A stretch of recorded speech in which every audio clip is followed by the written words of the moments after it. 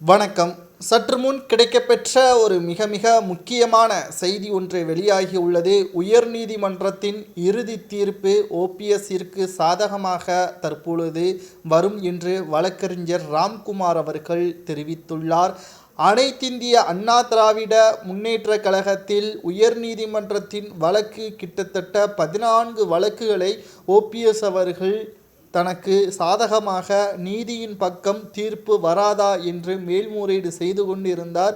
எடப்பாடியின் பண அதிகாரத்தை வைத்து அனைத்தையும் தவிடுபொடியாக்கினார். ஆனால் உண்மை என்றைக்காவது ஒரு நாள் வெல்லும் என்பதற்கேற்ப அதிமுகவில் கொள்கைகளை மாற்றி தன்னை தானே பொதுச்செயலாளராக அறிவித்து கொண்ட எடப்பாடி அவர்கள் நிச்சயமாக பொதுச்செயலாளர் பதவியே பரிசீலனை செய்து அது நிச்சயம் கொள்கைகளை மாற்றி மறைந்த முதல்வர் எம்ஜிஆர் அவர்கள் உருவாக்கிய கொள்கைகளை திருத்தம் செய்து யார் அனுமதியுடன் திருத்தம் செய்தார், தேர்தல் ஆணையம் உத்தரவின்படியா என்ற கேள்வியையும் நீதிமன்றத்தில் ஓபிஎஸ்ஸின் வழக்கறிஞர் கூறியிருக்கிறார்.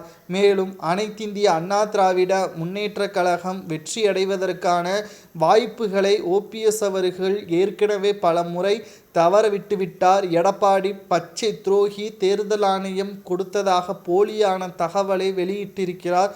இதனால் நீதிமன்றமும் எடப்பாடி பழனிசாமிற்கு சாதகமாக பல்வேறு தீர்ப்புகளை வழங்கியுள்ளது. அதில் ஒன்றுதான் ஓபிஎஸ் அவர்கள் அதிமுகவின் கொடி சின்னம் கரை அணிந்த வேஷ்டி உடுத்தக்கூடாது என்று சமீபத்தில் தீர்ப்பும் வந்தது. ஆனால் அந்த தீர்ப்பை ரத்து செய்யும் விதமாகத்தான் இன்று நீதிமன்றத்தில் வழக்கு விசாரணை மீண்டும் வரவுள்ளது. அதில் தேர்தல் ஆணையம் கொடுத்ததாக பொய்யான தகவலை கொடுத்ததாகவும் அதற்கான ஆதாரத்தை ஓபிஎஸ்ஸின் வழக்கறிஞர் நீதிமன்றத்தில் தெரியப்படுத்தியிருக்கிறார். இந்த வழக்கு இன்று வழக்கு விசாரணை நீதிபதி ஆனந்த் வெங்கடேசன் அவர்களது தலைமையில் இந்த வழக்கானது இன்று விசாரணைக்கு வர உள்ளது.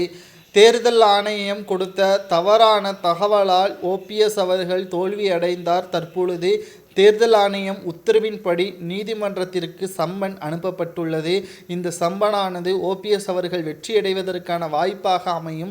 இதன் மூலம் ஓபிஎஸ் மீண்டும் கரை அணிந்த வேஷ்டி, இரட்டை இலை சின்னம், கொடியை பயன்படுத்துவார் என்றும் எதிர்பார்க்கப்படுகிறது. இது எடப்பாடி பழனிசாமி தலையில் விழுந்த மிகப்பெரிய ஒரு இடியாகவும் பார்க்கப்படுகிறது.